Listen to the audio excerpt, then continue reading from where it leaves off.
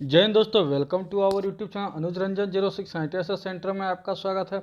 दोस्तों आज जो है हम लोग फिटर टर्नर और मशीन से रिलेटेड जो एक्सपेक्टेड क्वेश्चन हो उसका हम लोग डिस्कस कर रहे हैं, क्योंकि ये जो ONGC का आपका एग्जाम का हो या फिर NCL हो, DRDO हो, ये सारे एग्जाम के लिए जो है कि काफ़ी महत्वपूर्ण सेशन होने वाले हैं।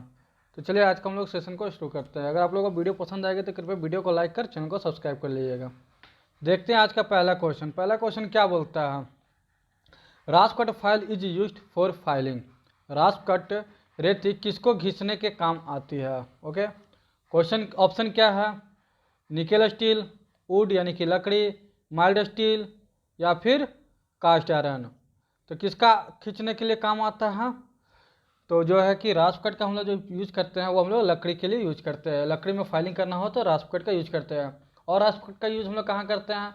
या फिर लकड़ी हो या फाइबर या शीशा इत्यादि का जो भी अगर मटेरियल बना होता है उस पर जो हम लोग फाइलिंग करने के लिए हम लोग रास्पकट फाइल का यूज करते हैं।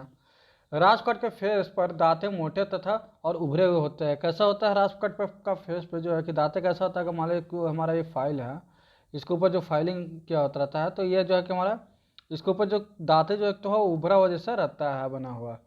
अब इस रास्पकट का यूज और कहाँ करते हैं हम लोग? तो फिर से पीतल, तांबा, एल्युमिनियम जैसे सॉफ्ट मेटल की फाइलिंग करने के लिए हम लोग जो और किसका करते हैं? तो वहाँ पे हम लोग जो है कि सिंगल कट फाइल का इस्तेमाल करते हैं। किसका यूज करते हैं? तो सिंगल कट फाइल का इस्तेमाल करते हैं।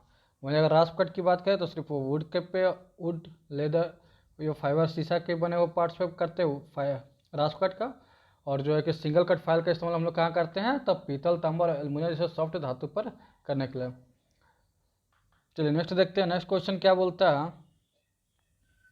नेक्स्ट क्वेश्चन हमारा बोलता है among the following which is the smallest unit of angle measurement. यानी कि ये पूछ रहा है कि एंगल नापने के लिए हमारा सबसे कम से कम मेजरिंग कितना होता है, क्या होता है, किससे मतलब कम से कम मेजरिंग बोलते हैं हम। हिंदी में देख लेते हैं। निम्न में से कौन सा मापने की सबसे छोटी इकाई है? जो मेजरिंग करना है मतलब जो सबसे छोटी इकाई है वो कौन सा है हमारा? ऑप्शन देखते हैं। सेकेंड, रेडियन, डिग्री या फिर मिनट। तो इसका जो एंगल नापने की बात है तो एंगल नापने की जो सबसे छोटी से छोटी अगर डिग्री की बात करें तो वो हम लोग जो है कि रेडियन से हम लोग नापते हैं, रेडियन से। Option number B is the right answer. इससे हम लोग कितना तक नाप सकते हैं? तो इससे जो है कि 1 डिग्री के कोण की माप कर सकते हैं। कितना कर सकते हैं? तो 1 डिग्री की कोण तक की माप को हम लोग इसे माप सकते हैं हम। चलिए नेक्स्ट देखते हैं। अगर वीडियो पसंद आ रहा है तो कृपया वीडियो को लाइक कर चैनल को सब्सक्राइब कर दिएगा। अपने दोस्तों के साथ भी जरूर शेयर कीजिएगा। ये जो है कि ONGC में आपका एग्जाम होने वाला है बहुत ही जल्द, उसके अकॉर्डिंग जो है कि ये क्वेश्चन तैयार किया गया है। चलिए नेक्स्ट देखते हैं। 3 नंबर में क्या बोलता है?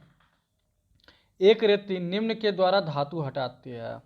A file remove the metal during. ये जो कि फाइलिंग जब भी हम लोग करते हैं तो फाइलिंग कब हम जो है कि फाइलिंग करते समय हम लोग का जो है कि मेटल कब हटाती है, वो वहाँ से रिमूव करती है।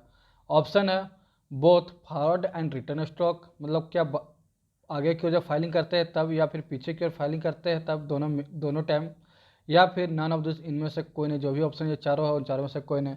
या फिर इनका कहना कि सिर्फ फॉरवर्ड स्ट्रोक या फिर रिटर्न स्ट्रोक। तो हम लोग जो कि फाइलिंग करते हैं तो कुछ समय कब जो है कि हमारा धातु बाहर निकलता है फाइलिंग होके, तो हमारा फॉरवर्ड स्ट्रोक में। क्योंकि जब भी हम लोग जब भी फाइलिंग करते हैं तो फॉरवर्ड स्ट्रोक की ओर जब भी करते हैं तो हम लोग जो कि प्रेशर ज़्यादा देते हैं।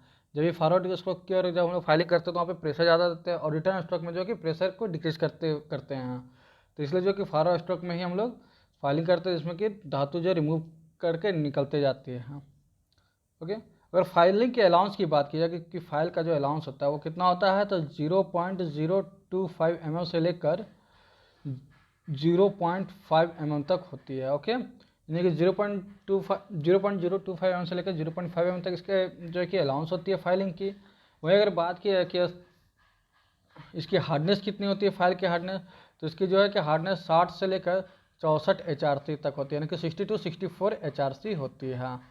इस चीज़ को जो कि नोट डाउन कर लीजिएगा, जो कि आपका हर एग्जाम में आपको पूछा जाता है, जो कि आपके एग्जाम के लिए काफ़ी हेल्प होने वाली है। हम चलिए देखते हैं फोर्थ नंबर में क्या बोलता है। हम खांचे की चौड़ाई को मापने के लिए निम्नलिखित कैलिपर होती है। ये कौन सा कैलिपर है जो कि खांचे की चौड़ाई, हमारा कुछ इस तरह से स्लॉट कटा हुआ है, उसका इसके बीच का जो गैप है उस डिस्टेंस उसको नापना है। इंग्लिश में क्वेश्चन देख लेते हैं।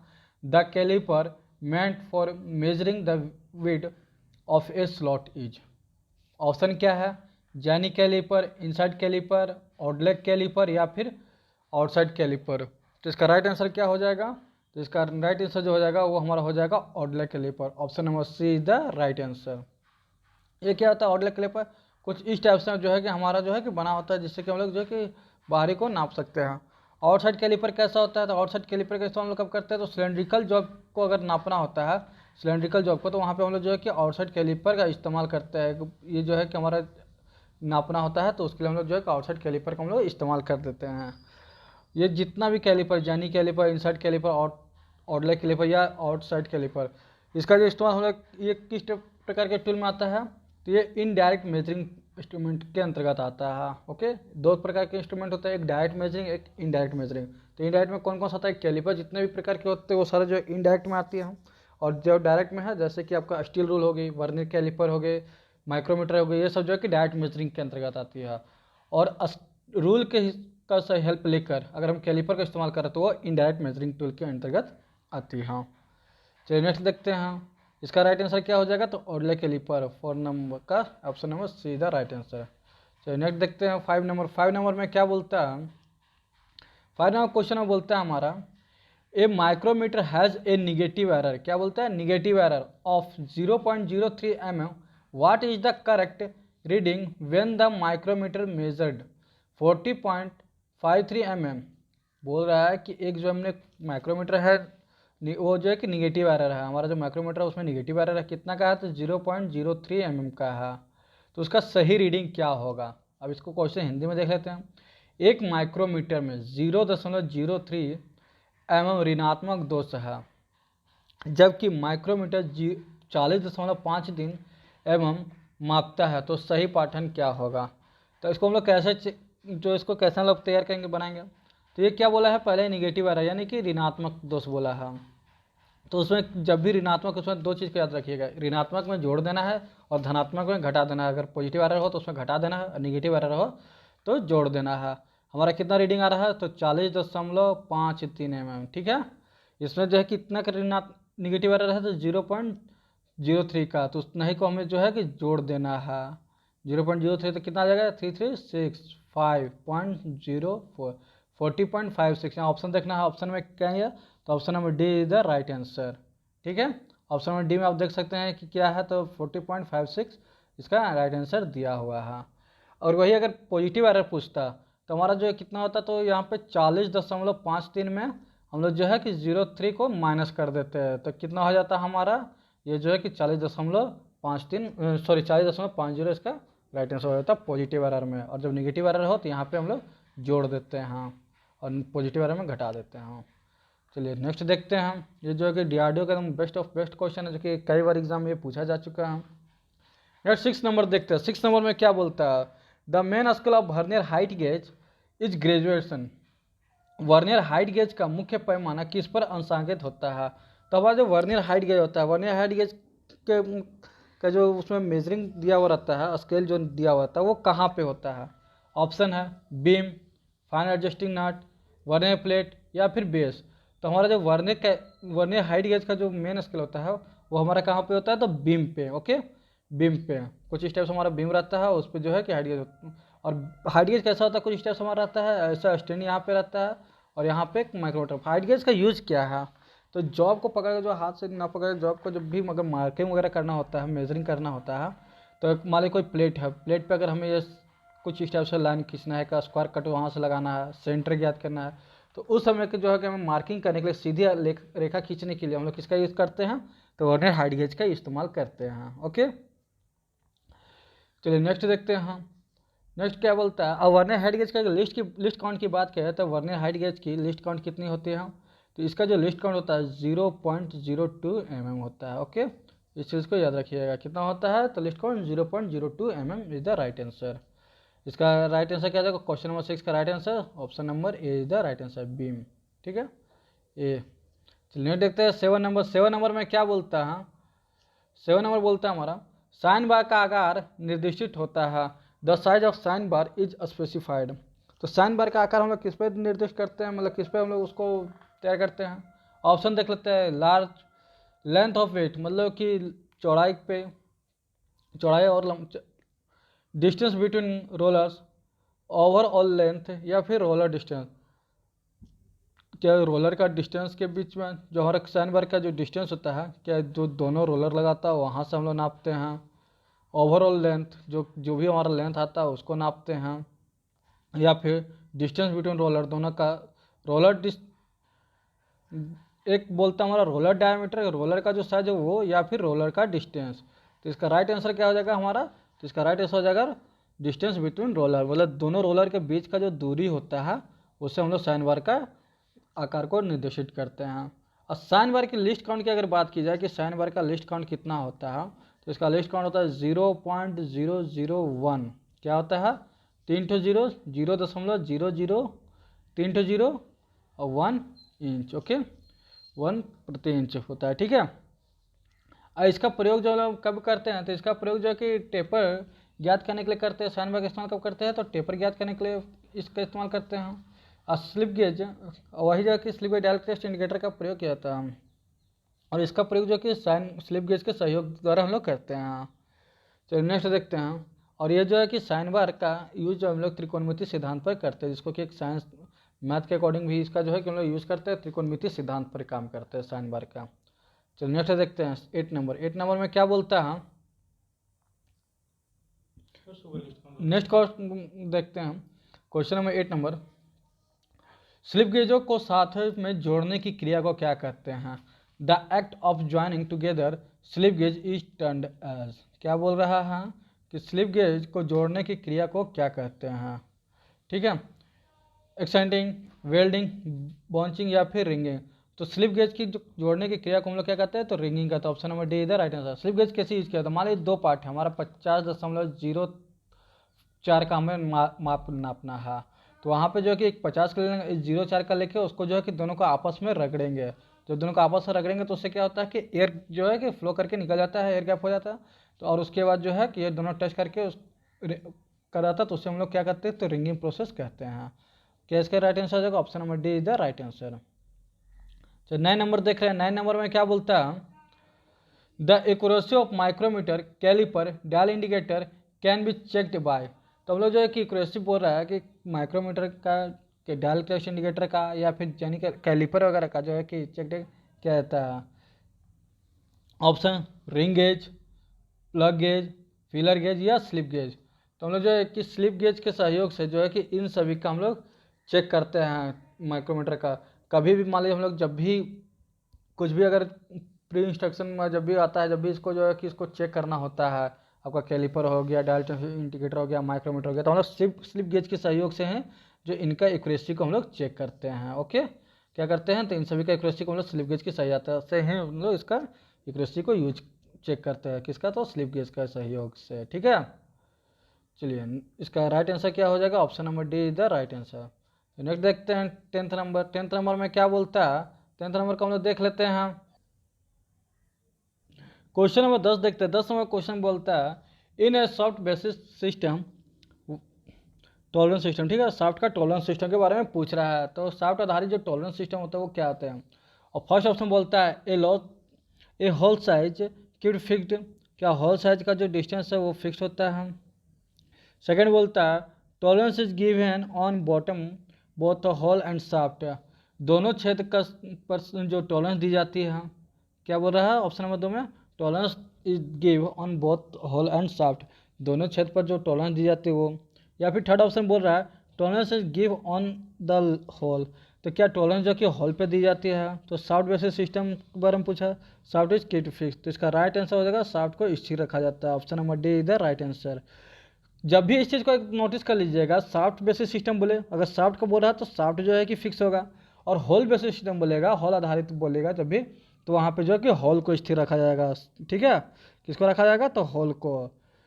जो होल सिस्टम पे बोला जाएगा तो होल को, और सॉफ्ट बेसिस बोला जाता तो सॉफ्ट पे इसको जो है कि स्थिर रखा जाएगा टॉलरेंस को। चलिए इसका राइट आंसर क्या होगा, option number D is the right answer. अगर आप लोगों को वीडियो पसंद आ रहा है तो कृपया वीडियो को लाइक कर चैनल को सब्सक्राइब कर लीजिएगा।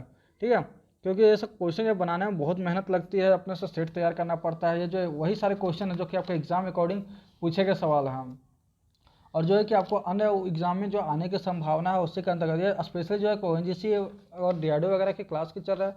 बहुत ही जल्द जो है कि मैं ECIL का जो पोस्ट है, ECIL का जो निकला हुआ है, उसके लिए भी मैं जो है कि बहुत जल्द एक सीरीज लेके आऊँगा। तो आप लोग से उम्मीद करता हूँ कि आप लोग जो है कि जल्दी से जितना ज़्यादा से ज़्यादा लोग इसमें जुड़ सके वो लोग जुड़ जाएं।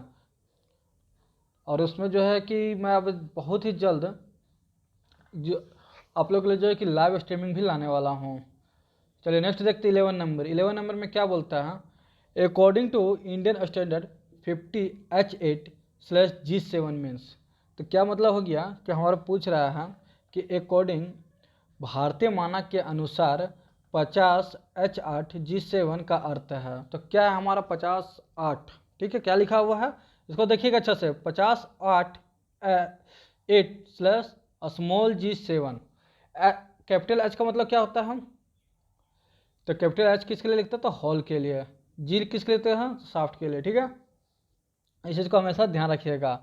और भारतीय मानक यानी कि इंडियन स्टैंडर्ड के बारे में पूछ रहा है, ऑप्शन देख लेते हैं।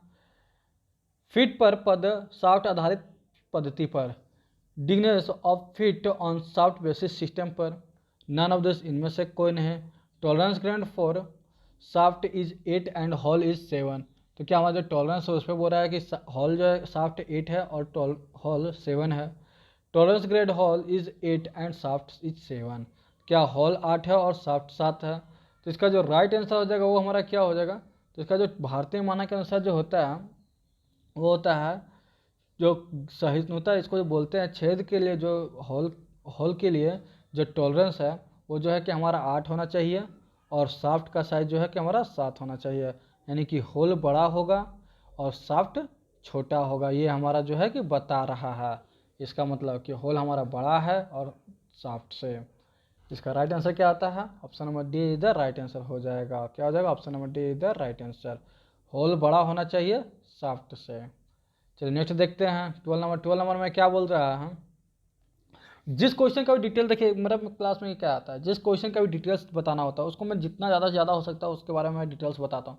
जिसमें अगर कम से कम डिटेल्स में काम चल जाती है या फिर उसमें डिटेल्स बताने लायक वैसा कुछ नहीं होता है तो मैं कम से कम जो है कि डिटेल्स बताता हूँ। यही जो है कि आप लोग के लिए एक प्लस पॉइंट है। आप लोग जो मेरे क्लास में कंटिन्यू जुड़े रहिए तो आप लोग डेफिनेटली मैं एक कन्फर्म बोल सकता हूँ कि आप लोग का एग्ज़ाम के लिए जो है मेरे अब तक के जितने वीडियो उससे जो है कि 70 to 80% समथिंग जो है कि हमने कवर करा रखा है। तो आप लोग जो है कि मेरा सारा वीडियो को देखिएगा तो आपका जो है कि मैकेनिकल ट्रेड वालों के लिए जो है कि ऑलमोस्ट सबका जो है कि कवर करा रहा हूँ। मैंने डीजल मैकेनिक का भी कोर्स दे रखा है, तो डीजल मैकेनिक वाले भी जो है कि अपने वीडियो को वॉच कीजिए अपने, और पूरा जो है कि अपने दोस्तों के साथ भी शेयर कीजिए। चलिए नेक्स्ट देखते हैं 12 नंबर क्या बोलता है। इंटरफेरेंस फिट, इन इंटरफेरेंस फिट मतलब कि जिसको हिंदी में बोलते हैं व्यक्तिकरण फिट या फिर बोलते हैं बाधा फिट। क्या एक बोलते हैं, और बाधा फिट, ठीक है। तो इसके बारे में बोल रहा है इन इंटरफेरेंस फिट। फर्स्ट ऑप्शन बोलता है tolerance zone of hall is completely avoid the shaft, छिद्र का टॉलरेंस जोन शाफ्ट के बिल्कुल ऊपर है। दूसरा बोलता है नन ऑफ दिस, इनमें से कोई नहीं, ठीक है, इनमें से कोई नहीं। फिर सी बोलता है tolerance zone of hall and shaft overlap, छिद्र और शाफ्ट के टॉलरेंस जोन ओवरलैप करते हैं। फोर्थ बोलता है tolerance zone of hall is completely bellow the shaft, छिद्र का टॉलरेंस जोन शाफ्ट के बिल्कुल नीचे होता है। तो इसका राइट आंसर क्या हो जाएगा, व्यक्तिकरण फिट में यानी कि इंटरफेक्शन फिट में, इंटरफेरेंस फिट के बारे में बोल रहा है तो वो क्या होता है इसका राइट आंसर। इसका जो राइट आंसर होता है ऑप्शन नंबर डी हो जाएगा, छिद्र का टॉलरेंस जोन जो है शाफ्ट के बिल्कुल नीचे होता है। टॉलरेंस जोन इससे पहले हमने क्या पूछा था, भारतीय मानक जो है हमने पूछा ना इंडियन स्टैंडर्ड का जो हॉल एंड शाफ्ट के बारे में पूछा था, क्लास होने किया। अभी जो हमने क्या देख रहा है तो जो है कि यहाँ पे इंटरफेरेंस फिट के बारे में पूछा। तो टॉलरेंस जोन में जो है कि इसमें जो है कि छिद्र का टॉलरेंस जोन जो है कि शाफ्ट के बिल्कुल नीचे होता है। अब इसके बारे में थोड़ा सा हम लोग देख लेते हैं। शाफ्ट की मात्रा जो माप जो है कि छिद्र से बड़ा होती है। इसके बारे में डिटेल्स में अगर देखेंगे तो शाफ्ट का साइज जो है कि छिद्र से थोड़ा सा बड़ा होती है इंटरफेरेंस में। और इंटरफेरेंस फिट जो है कि माप को निम्न सीमा तक था, शाफ्ट के माप की उच्च सीमा के अंतर को प्रदर्शित करती है। क्या होता है, तो इंटरफेरेंस फिट में जो है इसमें जो है कि शाफ्ट का मिनिमम और हॉल का मैक्सिमम सीमा के बीच का अंतर होता है, ठीक है। इस चीज़ को हमेशा याद रखिएगा। और ये जो है कि ये इंटरफेरेंस फिट जो है कि हमेशा ऋणात्मक होते हैं, निगेटिव पोजीशन में होता है। तो नेक्स्ट देखते हैं 30 नंबर में क्या बोलता है। According to Indian standard total number is tolerance grade. भारतीय मानक के अनुसार कुल सहिष्णुता गुण है। तो भारतीय मानक के अनुसार कुल कितना सहिष्णुता गुण है, ऑप्शन देख लेते हैं 20, 8, 10 या 18। तो भारतीय मानक के अनुसार जो है कि टोटल कितने टॉलरेंस जोन है, टॉलरेंस नंबर है। तो भारतीय मानक के अनुसार टोटल जो है कि 18 टॉलरेंस नंबर है। Option number D is the right answer. अब कौन कौन से हैं, तो ये जो है कि हमारा IT, ये आप लोग देखे होंगे क्या लिखा होता है IT01, IT0, IT1, IT1, IT2, ऐसे करते करते जो है कि टोटल कितना है IT16 तक है। कितना तक है, तो IT16 तक हमारा है। ठीक है, तो इस चीज़ को जो है कि हमारा ध्यान रखें। कई बार बच्चे क्या करते हैं कि IT0, IT01 यहाँ ऐसे कर देते हैं, लेकिन ऐसा नहीं है। यहाँ पे क्या है, पहले IT01 है, फिर है IT1, IT0। ओके, पहले IT01, उसके बाद ये जो है कि IT1, IT0, उसके बाद थर्ड में IT1, IT2, IT3, IT4, ऐसे करते करते टोटल जो है कि इंडियन स्टैंडर्ड में टोटल 18 ग्रेड जोन है। और अगर ब्रिटिश की बोलता है, ब्रिटिश की, तो कितना हो जाता, तो ब्रिटिश वाला में जो है कि टोटल 21 ग्रेड जोन होते हैं। कितना होते हैं, तो 21 ग्रेड जोन होते हैं। चलिए नेक्स्ट देखते हैं 14 नंबर में क्या बोलता है। तो 14 नंबर पूछने से पहले जो कि हम लोग 30 नंबर में थोड़ा सा और डिस्कस कर लेते हैं। सॉरी 12 नंबर में ये फिट के बारे में, इंटरफेरेंस फिट के बारे में। तो हम लोग इंटरफेरेंस फिट देख रहे हैं। तो इंटरफेरेंस फिट में जो है कि कितने प्रकार का फिट होता है, तो 3 प्रकार का फिट होता है। इंटरफेरेंस फिट कितना प्रकार का होता है, तो 3 प्रकार का होता है। अब ये तीनों कौन कौन सा होता है, तो पहला जो हमारा होता है वो होता है हमारा ड्राइविंग फिट। कौन सा होता है, तो ड्राइविंग फिट होता है। पहला हमारा जो इंटरफेरेंस फिट के अंतर्गत 3 फिट आता है, कौन कौन सा आता है, तो पहला ड्राइविंग फिट होता है। दूसरा जो है कि फोर्स फिट आता है, कौन सा आता है, तो फोर्स फिट। और तीसरा जो हमारा आता है वो श्रिंकेज फिट आता है। ठीक है, तो श्रिंकेज फिट आता है। तो इस चीज़ को जो है कि हम लोग आप लोग जो है कि अच्छे से याद के लिए, मैं थोड़ा सा ध्यान से उतर गया था इसलिए नहीं बता पाया। तो अभी जैसे ही मैं ध्यान पे आया तो मैं आपको बता दिया कि फिट के बारे में जब भी किसी भी क्वेश्चन को देखिए, उसे डिटेल्स रिलेटेड जो है कि क्वेश्चन को डिस्कस करते जाइए, तो आपको जो है कि आपको काफ़ी हेल्प होगी। चलिए नेक्स्ट देखते हैं। अभी कितना नंबर हम लोग देख लेते हैं, 13 नंबर देख लेते हैं। अब जो है कि 14 देखते हैं। 14 नंबर में क्या बोलता है, the principle of interchangeability is normally employed for. अंतर विनिमयता का सिद्धांत साधारणतः निम्न पर लागू होता है। तो अंतर विनिमयता का सिद्धांत किस पर लागू होता है, ऑप्शन फर्स्ट देख लेते हैं, part within the permissible limit of size, पूर्व निर्धारित सीमाओं के आकार के पुर्जे पर, all of this, mass production पर, या फिर समान पुर्जों के उत्पादन, प्रोडक्शन ऑफ आइडेंटिक पार्ट। तो हमारा जो अंतर विनिमय का सिद्धांत जो है, प्रिंसिपल ऑफ इंटरचेंजेबिलिटी, वो जो मतलब किस पे आधारित होता है, तो समान पुर्जों के उत्पाद पर। जब भी हमारा एक जैसा पुर्जा का उत्पाद करना होगा, तो एक जैसा पुर्जा का उत्पाद करना हम लोग किसका जो है इंटरचेंजेबिलिटी का जब भी गुण आएगा, नॉर्मली जो इंटरचेंजेबिलिटी का जो प्रिंसिपल है वो हमारा जो है कि समान पुर्जा, यानी कि एक ही चीज़ अगर बनाना है, मान लीजिए हमें की बनाना है, तो की अगर हम बनाना है तो काफ़ी आसानी से बना सकते हैं। कहीं कील बनाना है, कहीं हैमर बनाना है, तो एक आप लोग देखते हो कि किसी भी कंपनी में खास कोई छोटे छोटे कंपनी तो वो सिर्फ एक ही वस्तु बनाती है, 1 से 2 वस्तु, जिससे कि वो मास प्रोडक्शन करते हैं और कम लागत में वो ज़्यादा मुनाफा कर पाती है। वहीं बड़ा कंपनी जो है कि बहुत सारे अलग अलग प्रकार के जॉब बनाने के चक्कर, इन्वेंशन के चक्कर में वो जो है कि कई बार देखा गया है कि वो घाटे को ही जो है कि सहना पड़ता है उसे। चलिए नेक्स्ट देखते हैं 15 नंबर में क्या बोलता है, the main purpose of annealing is. Annealing का मुख्य उद्देश्य क्या है, तो एनेलिंग का मुख्य उद्देश्य क्या है, इसको देख लेते हैं। फर्स्ट ऑप्शन क्या बोलता है, इन मसलिनिटी का गुण बढ़ाना। फर्स्ट ऑप्शन बोलता है टू इंक्रीज मसलिनिटी। सेकंड बोलता है टू रिमूव जो है कि डिस्टेंस यानी विरूपण का गुण हटाना। थर्ड बोलता है टू इंक्रीज द हार्डनेस, कठोरता बढ़ाना। फोर्थ बोलता है टू इंक्रीज द टफनेस, चिमड़ता बढ़ाना। तो एनेलिंग का मुख्य उद्देश्य क्या है, इसके बारे में जान लेते हैं। तो एनेलिंग का जो मुख्य उद्देश्य है वो जो है कि मसलिनिटी का गुण को बढ़ाता है और जो है की कठोरता को कम करता है। Option number A is the right answer, यहाँ पे हो जाएगा। क्या करता है ये, तो जो है कि मशीनिटी के गुण को बढ़ाता है। इसका जो है कि एक चीज़ हमेशा ध्यान दीजिएगा, एनिलिंग का कई बार क्या बोल देगा कि आपका एनिलिंग का उद्देश्य क्या है, एक बार बोल देगा, कभी दूसरा क्वेश्चन में कभी आपको मिलेगा कि कोई भी अगर मेटल है, कोई भी धातु अगर जॉब है हमारा, उसका में जो है वो काफ़ी हार्ड है, तो उस जो है मेटल है हमारा वो काफ़ी हार्ड है, तो उसको जो कि सॉफ्ट करने के लिए कौन सा प्रोसेस करते हैं, तो वहाँ पे हम लोग एनिलिंग प्रोसेस करते हैं। किसका प्रोसेस करते हैं, तो एनिलिंग प्रोसेस करते हैं। ठीक है, एनिलिंग के बारे में कुछ जान लेते हैं हम। एनिलिंग क्या है, तो स्टील के हार्ड पार्ट्स की मशीनिंग करने योग्य सॉफ्ट करने की विधि को एनिलिंग कहते हैं। ठीक है, उसका सेकंड पॉइंट क्या होता है, इस प्रक्रिया में स्टील के पार्ट को जो है कि 723 डिग्री से थोड़ा ऊपर है, कि एनिलिंग में क्या करना होता है कि 723 डिग्री टेम्परेचर सेल्सियस है, थोड़ा सा ऊपर, और 850 समथिंग जो है कि उससे थोड़ा सा कम पे, मतलब कि कुल मिलाकर देखा जाए तो सिर्फ 723 डिग्री सेल्सियस पर अगर आप रखेंगे तो उससे थोड़ा सा ऊपर आप 730 735 तक जा सकते हैं।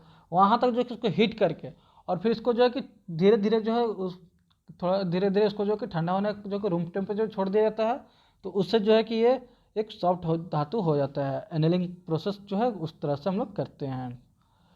चलिए नेक्स्ट देखते हैं 16 नंबर में क्या बोलता है, तो इसका राइट आंसर क्या हो जाएगा। अब इसका राइट आंसर एनिलिंग का मुख्य उद्देश्य क्या है, तो मशीनिटी का गुण बढ़ाना, या फिर इसको और बोल सकते हैं कि कठोरता कम करना, या फिर वैसा बोल सकते हैं कि मशीनिंग करने में आसान करने योग्य बनाना, धातु को सॉफ्ट बनाना। ये जो सारा जो है कि एनिलिंग के अंतर्गत ही आता है।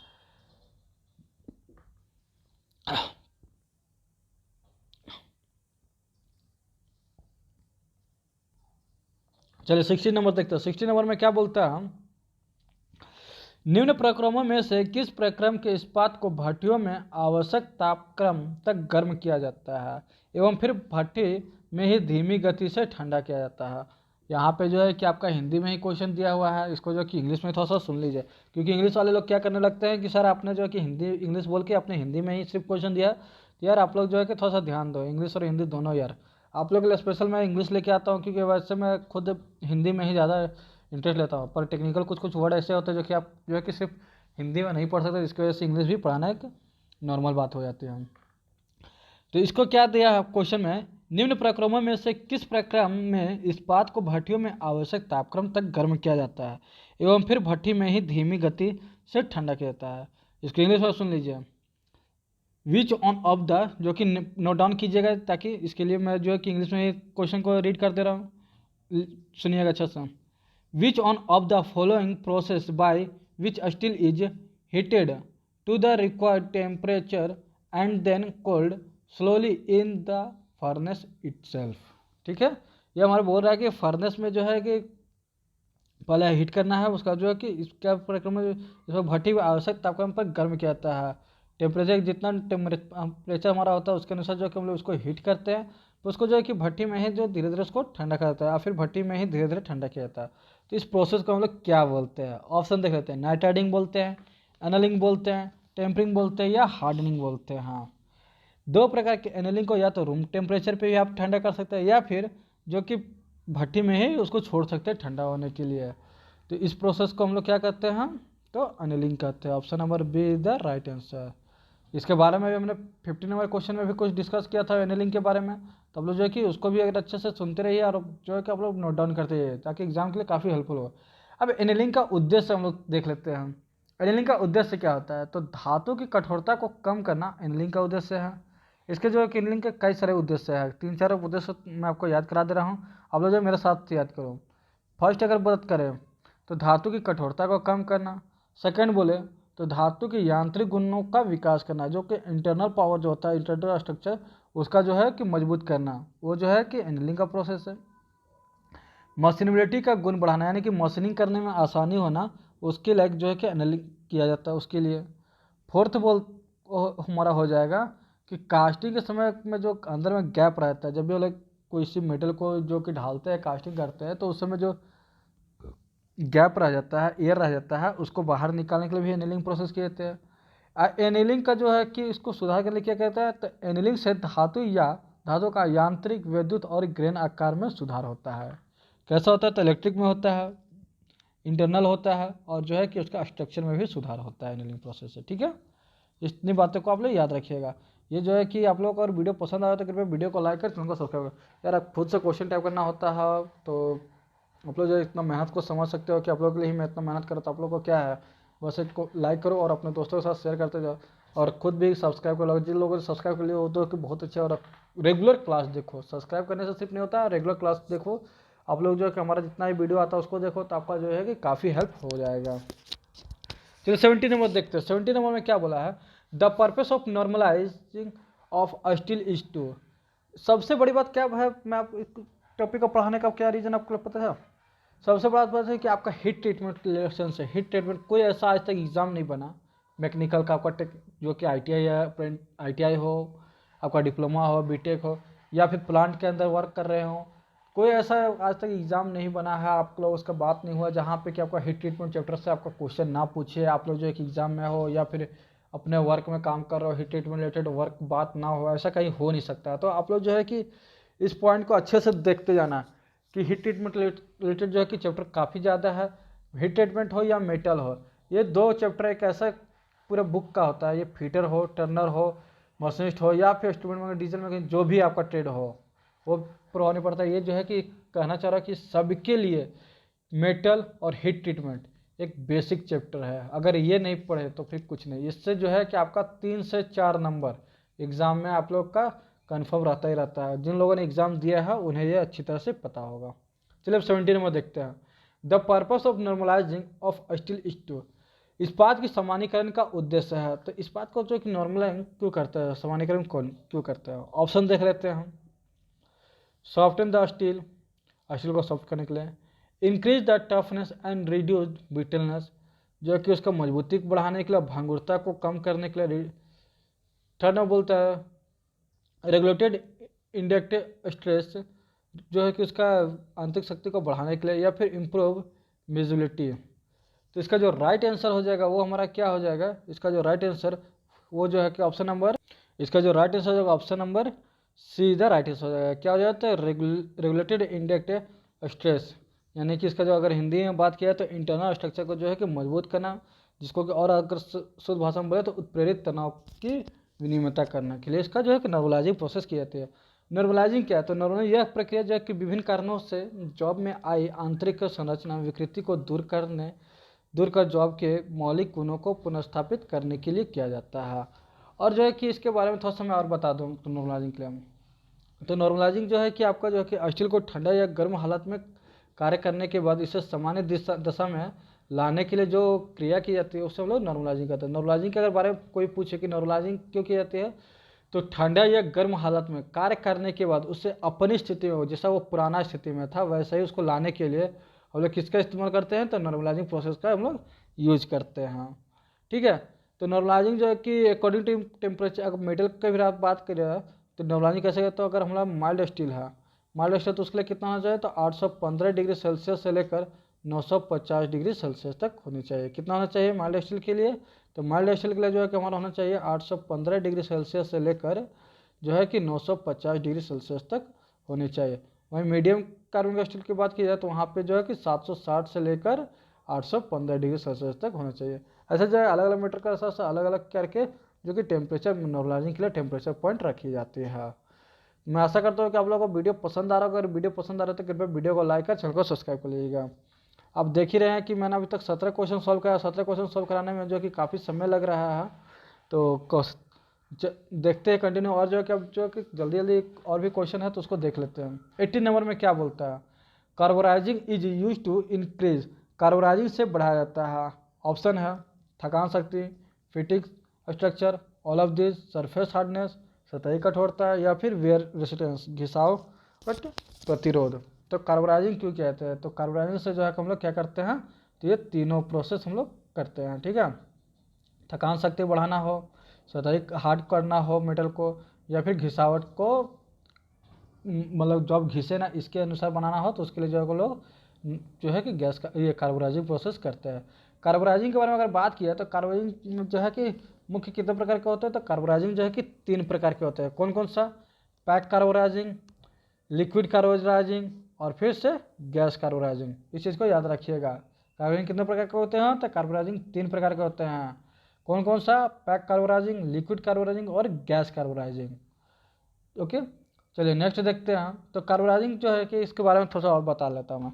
कार्बोराइजिंग प्रक्रिया जो है कि ये गियर, कैम तथा कैम शाफ्ट बियरिंग आदि के लिए केस हार्ड किया जाता है। अगर केस हार्ड करने के लिए जो है कि किसका करना होता है? गियर का, कैम का और सॉफ्ट बियरिंग का अगर केस हार्ड करना हो तो वहाँ पर हम लोग कार्बोराइजिंग प्रोसेस करते हैं। इसका राइट आंसर क्या हो जाएगा 18 का? Option number B is the right answer, क्योंकि ये तीनों जो है कि कार्बोराइजिंग प्रोसेस के अंतर्गत आता है। कार्बोराइजिंग से बढ़ाया जाता है तो इस तीनों को बढ़ाया जाता है। ठीक है, चलो नेक्स्ट देखते हैं 90 नंबर। 90 नंबर में क्या बोलता है? द्रव कार्बोराइजिंग गर्म साल्ट बाथ में की जाती है। निम्नलिखित में से कौन सा कार्बोराइजिंग साल्ट नहीं है? ऑप्शन है सोडियम साइनाइड, सेकेंड है बेरिलियम क्लोराइड, थर्ड है सोडियम कार्बोनेट और फोर्थ है सोडियम सल्फेट। यहाँ क्वेश्चन को अच्छे से देखिएगा। द्रव कार्बोराइजिंग जो है कि कौन सा, यहाँ पे क्या बोला है कि द्रव कार्बोराइजिंग कौन सा कार्बोराइजिंग सॉल्ट नहीं है, सॉल्ट बात नहीं। इस चीज़ को हमेशा याद ध्यान दीजिएगा। तो नहीं है पूछा है तो इसके लिए किसमें नहीं करते हम लोग? तो इसका राइट आंसर होगा सोडियम सल्फेट में। और ये तीनों में करते हैं, सोडियम साइनाइड, सोडियम क्लोराइड और सोडियम कार्बोनेट। इस तीनों में जो है कि हम लोग कार्बोराइजिंग प्रोसेस करते हैं। और जो है कि सोडियम सल्फेट में हम लोग कार्बोराइजिंग प्रोसेस नहीं करते हैं। ओके, चलिए नेक्स्ट देखते हैं 20 नंबर। 20 नंबर में क्या बोलता है? 20 में बोलता है केस हार्ड मेथड आर। तो केस हार्डनिंग जो है कि किस तरीके से किया जाता है? ऑप्शन देख लेते हैं। बोथ साइनाइडिंग एंड नाइट्राइडिंग, मतलब साइनाइडिंग और नाइट्राइडिंग प्रोसेस से। इनमें से कोई नहीं, ऑप्शन और सेकंड बोलता है इनमें से कोई नहीं। थर्ड बोलता है साइनाइडिंग प्रोसेस और फोर्थ बोलता है नाइट्राइडिंग प्रोसेस। तो जो है कि केस हार्डनिंग कैसे किए जाते हैं? तो साइनाइडिंग एंड नाइट्राइडिंग दोनों प्रोसेस से की जाती है। Option number A is the right answer हो जाएगा। ठीक है, चलिए नेक्स्ट 21 नंबर देखते हैं। 21 नंबर में क्या बोलता है? क्वेश्चन 21 में बोलता है हमारा, which metal is added to solder to increase the melting point. Solder का गलनांक बढ़ाने के लिए उनमें किस धातु को मिलाया जाता है? तो सोल्डर का गलनांक बढ़ाने के लिए उसमें किस धातु को मिलाया जाता है? ऑप्शन देख लेते हैं। लेड, बिस्मथ, कॉपर या एंटीमनी। तो सोल्डर का गलनांक को बढ़ाने के लिए कि वो जल्दी धातु गले ना, उसके लिए हम लोग किसका इस्तेमाल करते हैं? तो एंटीमनी को मिलाते हैं। Option number D is the right answer. 22 number देखते हैं। 22 नंबर में क्या बोल रहा है? Which one of the following operation is done by same tool. निम्नलिखित में से कौन सा ऑपरेशन एक ही उपकरण द्वारा किया जाता है? तो कौन सा ऑपरेशन जो कि एक ही ऑपरेशन टूल द्वारा किया जाता है? ऑप्शन देख लेते हैं। Counter boring and spot facing क्या ये किया जाता है? तो जी हाँ, काउंटर बोरिंग और स्पॉट फेसिंग जो है कि एक ही टूल से किया जाता है। सेकंड ऑप्शन देख लेते हैं, नन ऑफ दिस, यानी कि सभी ऑप्शन में से कोई नहीं। थर्ड बोलता है रिमिंग एंड टेपिंग और ड्रिलिंग एंड फेसिंग। तो ऑप्शन से आप लोगों को पता पकड़ में आ जाएगा कि क्या क्या आता है एक टूल से। तो काउंटर बोरिंग और स्पॉट फेसिंग जो है कि एक ही टूल से की जाती है। तो option number A is the right answer. चलिए 23 देखते हैं। 23 में क्या बोलता है? Which type of joint is easily unlocked, मतलब बोल रहा है कि किस प्रकार के जोड़ आसानी से खुलने योग्य होते हैं। ऑप्शन देख लेते हैं। Rivet joint, welded joint, machine joint या थ्रेड ज्वाइंट। तो कौन सा है जो कि आसानी से खुलने योग्य होता है? तो वो थ्रेड ज्वाइंट, यानी कि नट बोल्ट की बात कर रहा है। किसका बात कर रहा है? तो नट बोल्ट की। नट बोल्ट जो कि आसानी से खुलता है। ज्वाइंट कितने प्रकार का? एक ये हो गया। फिर दूसरा होता है इससे जो है कि थोड़ा सा प्रोसेस होता है रिवेट ज्वाइंट में। रिवेट ज्वाइंट में क्या होता है कि आपका जॉब तो सुरक्षित रहता है, जॉब तो है कि सुरक्षित रहेगा, पर आपका रिवेट खराब है। वेल्डिंग ज्वाइंट में क्या होता है कि दोनों का दोनों पार्ट्स खराब होता है, आपका वेल्डिंग भी खराब होता है और जॉब भी खराब होता है, जो इसको वापस से ओपन करिएगा। तो यहाँ पे पूछ रहा है कि ज्वाइंट इज इजिली अनलॉक, किसको जो किसके द्वारा जो कि हम लोग आसानी से खोल सकते हैं, कौन सा ज्वाइंट में? तो थ्रेड ज्वाइंट में। थ्रेड ज्वाइंट में जो है कि हम लोग आसानी से खोल सकते हैं। ओके, अगर आप लोगों को वीडियो पसंद आया तो कृपया वीडियो को लाइक कर चैनल को सब्सक्राइब जरूर कीजिएगा, ताकि यार मैं जो मेहनत कर रहा हूँ आप लोग के लिए ही कर रहा हूँ। और मेहनत अगर आप लोग को मेरा मेहनत पसंद आ रहा होगा तो कृपया वीडियो को लाइक कर चैनल को सब्सक्राइब कर लीजिएगा। चलिए 24 नंबर देखते हैं। 24 नंबर में क्या बोलता है? क्वेश्चन नंबर 24 में बोलता है, largest amount of abrasive material used in. किस प्रक्रम में अधिकतम अपघर्षक पदार्थ का उपयोग किया जाता है? कौन सा ऐसा प्रोसेस है जिसमें कि उसको फिनिशिंग करने के लिए, यानी कि आपका ग्राइंडिंग के बाद का प्रोसेस बोल रहा है। ठीक है, ये पूछ रहा है कि किस प्रकार अधिकतम अपघर्षक पदार्थ का उपयोग किया जाता है, कौन सा जो है कि एब्रेसिव इस्तेमाल करते हैं ताकि जो कि और भी ज़्यादा चिकना हो। ऑप्शन बोलता है होनिंग, सरफेस फिनिशिंग, बफिंग या फिर लेपिंग। तो इसका जो है कि मैं आप लोग से एक डाउट रहेगा, आप लोग क्लियर करना है कमेंट बॉक्स में। यार कहीं कहीं होनिंग देता है, कहीं कहीं लेपिंग देता है, और मैं जो इसका आंसर जानता हूँ वो होता है लेपिंग। लेपिंग कैसे होता है? तो लेपिंग दो प्रकार से होता है। एक होता है हैंड लेपिंग। क्या होता है? तो एक होता है आपका हैंड लेपिंग और एक होता है आपका मशीन लेपिंग। ठीक है, दो प्रकार से हम लोग लेपिंग कर सकते हैं। कैसे कर सकते हैं? तो एक हैंड लेपिंग द्वारा कर सकते हैं और एक मशीन लेपिंग द्वारा भी हम लोग लेपिंग करते हैं। इसके बारे में थोड़ा सा जान लो। लास्ट क्वेश्चन ही है, ज़्यादा क्वेश्चन इसके बाद है नहीं, लास्ट क्वेश्चन इसके बाद बचता है। तो लेपिंग के लिए जो कि लुब्रिकेंट की अगर बात करें, लेपिंग करते हैं जो लुब्रिकेंट का इस्तेमाल करते हैं, उसमें कौन कौन सा इस्तेमाल करते हैं?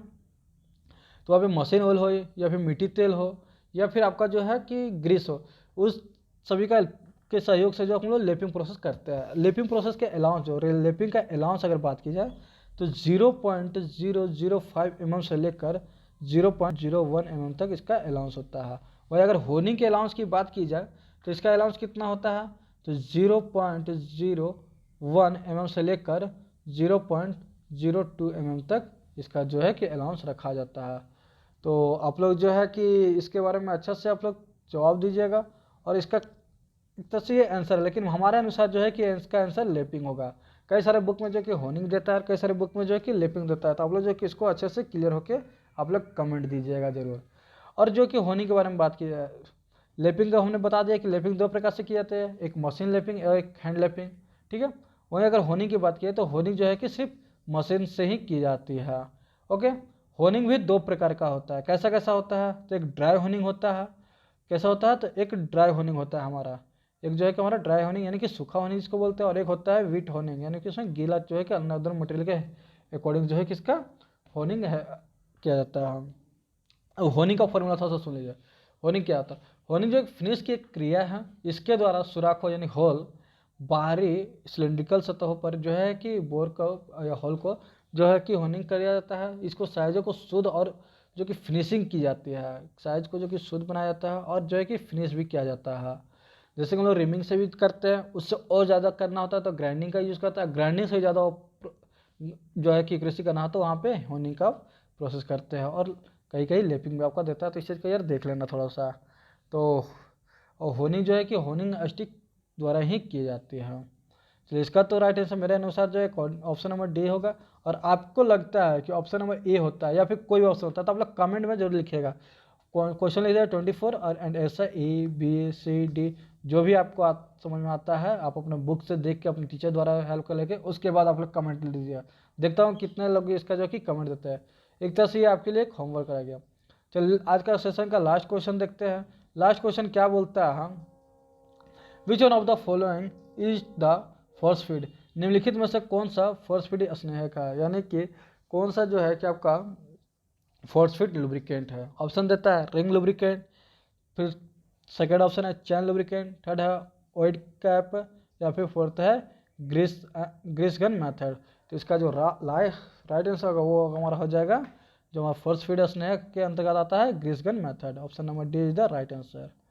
चलिए, आज के क्लास में फिलहाल इतना ही। अगर आप लोगों को वीडियो पसंद आ रहा हो तो कृपया वीडियो को लाइक कर चैनल को सब्सक्राइब कर लो, अपने दोस्तों के साथ जरूर शेयर। यार इतना आपको 25 क्वेश्चन बनाने का चक्कर है, मुझे जो है कि काफ़ी मेहनत लगती है, क्वेश्चन टाइप करना होता है, और आप लोगों के लिए जो एक से बढ़ के एक कंटेंट लाता हूँ। तो आप लोग हमारे उसके अब लिए क्या कर सकते हो? बस आप लोग का एक काम करना है, लाइक करना है, चैनल पर अगर पहली बार आए तो सब्सक्राइब कर देना है, और अपने दोस्तों के साथ जो है कि यार शेयर भी कर देना है। ठीक है, तो आशा करता हूँ कि आप लोगों को वीडियो पसंद आ रही होगी। अगर वीडियो पसंद आएगी तो कृपया वीडियो को लाइक कर चैनल को सब्सक्राइब शेयर करें। चल मिलते हैं नेक्स्ट वीडियो में, और अपनी तैयारी को कंटिन्यू जारी रखें।